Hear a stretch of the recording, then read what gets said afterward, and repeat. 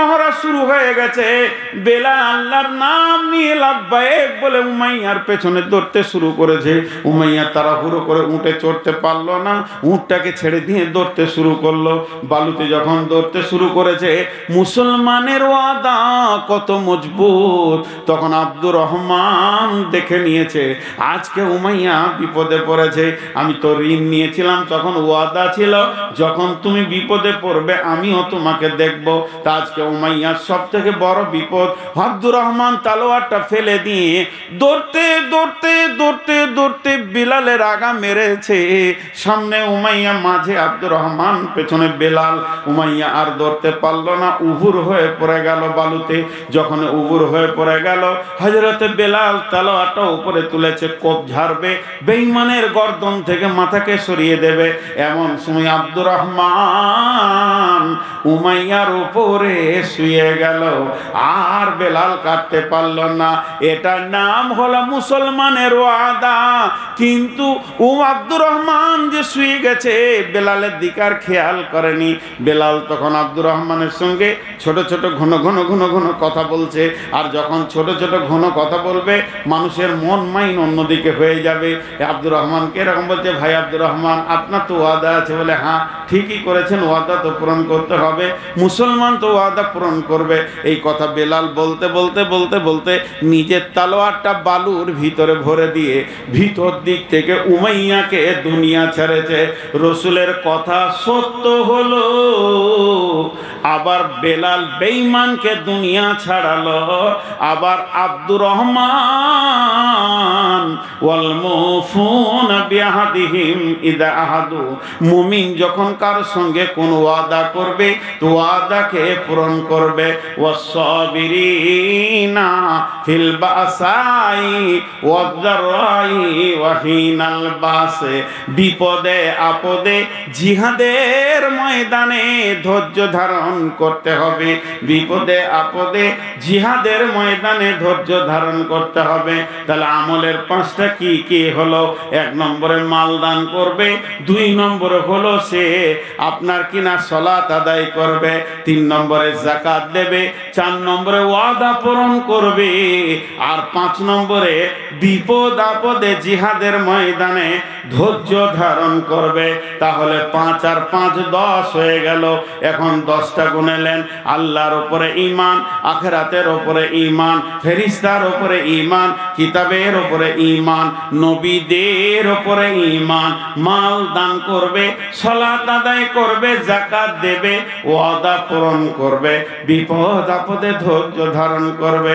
আমার আল্লাহ বলছেন এই 10টা গুণ যার আছে, 10টা সিফত যার আছে, 10 গুণে যে নিজেকে রঙিয়ে নিতে পেরেছে, যে নিজেকে 10 রঙে সাজিয়ে নিতে পেরেছে, আমার আল্লাহর ভাষা উলাইকাল্লাযীনা সাদাকু, এই লোকগুলি হলো প্রকৃত সত্য। ওয়া উলাইকা হুমুল মুত্তাকুন, এরাই মুত্তাকি।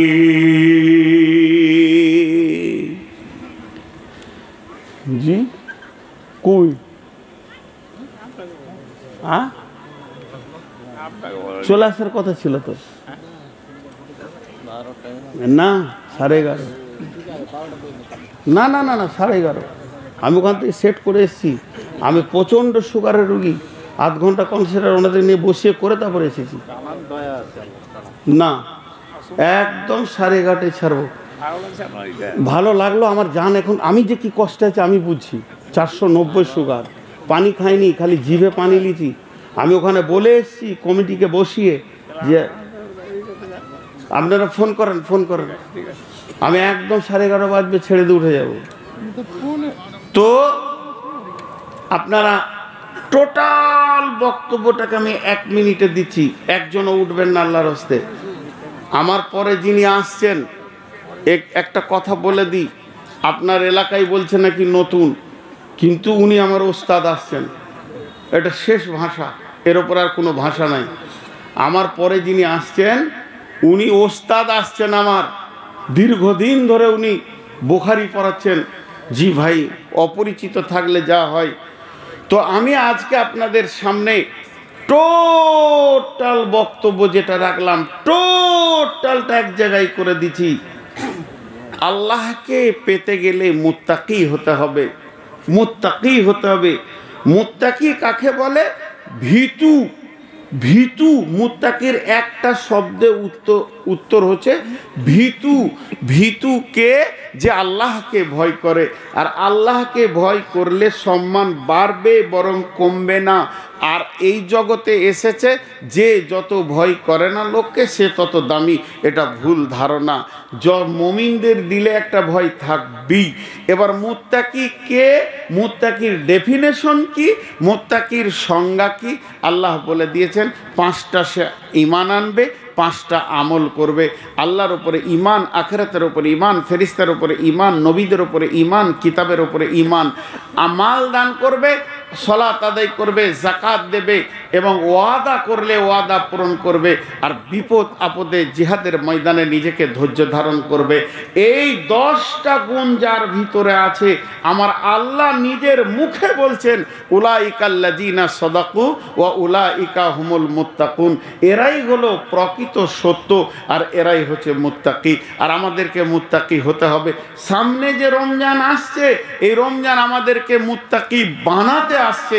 রমজান আমাদেরকে না খাইয়ে রাখতে আসেনি। একটু ভাবেন তো, আল্লাহ তাবারক ওয়া তাআলা বলছেন ইয়া আইয়ুহাল্লাযীনা আমানু, হে ঈমানদারেরা, কুতিবা আলাইকুমুস সিয়াম, আমি তোমাদের উপরে রোজাকে ফরজ করে দিলাম, কামা কুতিবা আলাল্লাযীনা মিন কাবলিকুম, ভাবিও না কঠিন আমলটা তোমাদেরকেই প্রথম শুরু করেছি, এমা তোমাদের পূর্বপুরুষের উপরেও ছিল। কামা কুতিবা আলাইকুমুস সিয়াম কামা কুতিবা আলাল্লাযীনা মিন কাবলিকুম। তবে পূর্বের কিতাবে পূর্বের নবীদের উপরে রোজা কমপ্লিট ছিল না, ইনকমপ্লিট ছিল। এখন কিন্তু রোজা কমপ্লিট হয়ে গেছে। আর এই রোজাটা হলো কি? কেন দিলাম? কেন দিলাম? যাতে করে তোমরা মুত্তাকি হতে পারবে। লাআল্লাকুম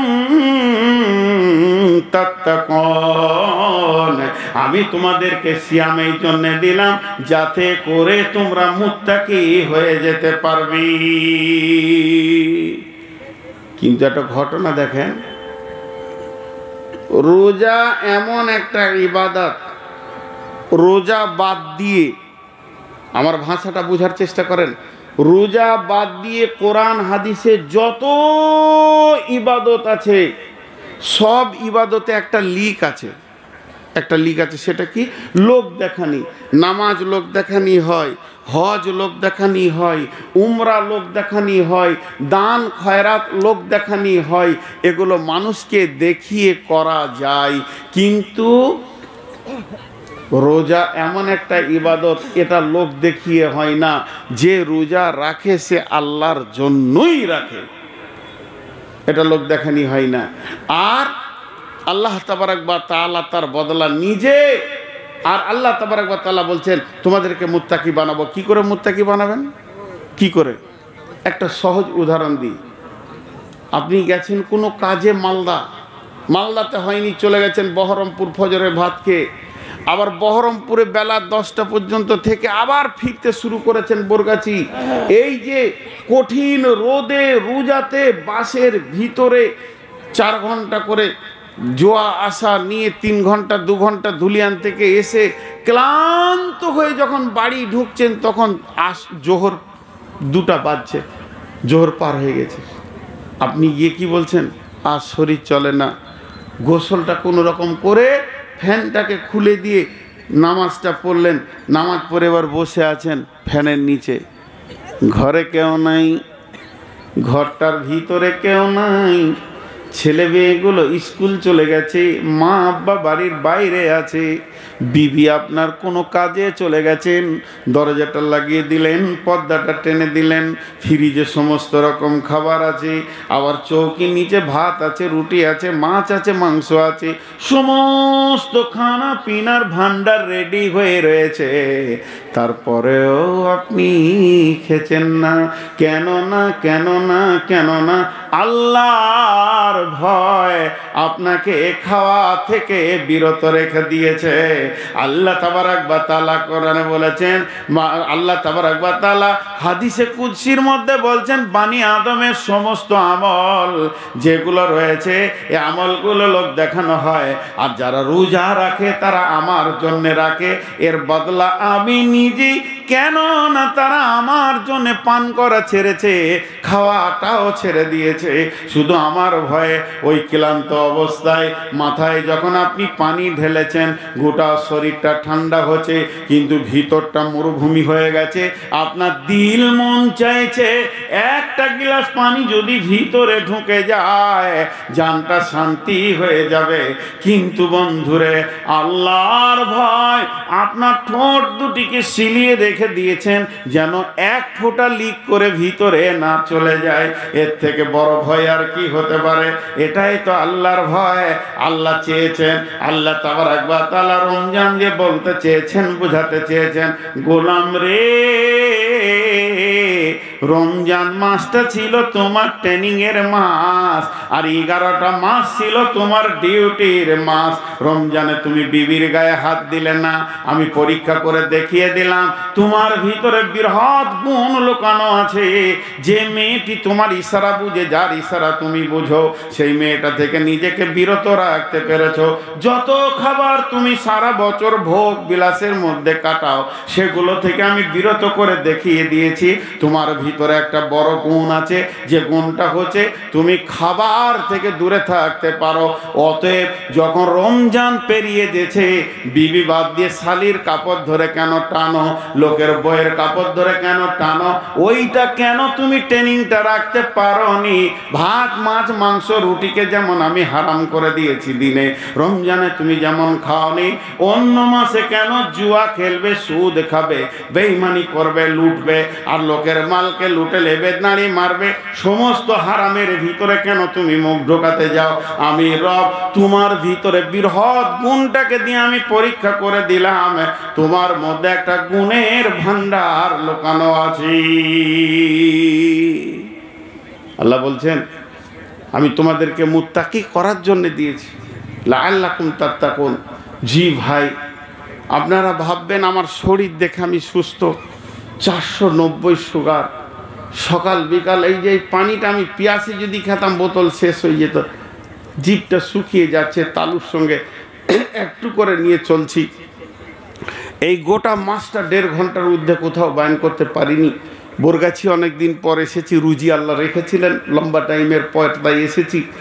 এইখানকে ভালোবাসি না তা নয়, আর অত্র মালদা এলাকার লোকও আমাকে ভালোবাসি আমাদের মধ্যে আছে।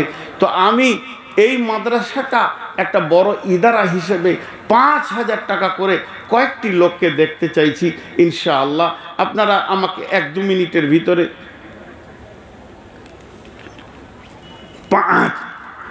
5,000 টাকা দেনেওয়ালা কেউ আছেন? কোনো মা খালা বোন আমার আছেন? একটা 5,000 টাকা দেবেন, একটা 10,000 টাকা দেবেন। কেউ আছেন আল্লাহর গোলাম, রসুলের উম্মত কেউ আছেন? একটা 5,000 টাকা বলেন। আর যদি আপনার কাছে না থাকে আপনি 1,000 দেবেন। আমি 5,000 বলেছি মানে যে ওইটা একবারে আল্লাহর তরফ থেকে বাঁধা, এটা তো কথা নয়। আপনার যে অবস্থা আছে সেই অবস্থা গুনে একটু হাতটা বাড়ান, ততক্ষণ মৌলানা চলে আসবেন ইনশাআল্লাহ। জি আল্লাহর গোলাম। ও আমি দেখিনি। 5,000 টাকা করে দেন ওলা কেউ আছে? আমি 1 মিনিট দেখবো, 1 মিনিট। আমি তো খেয়ালই করিনি।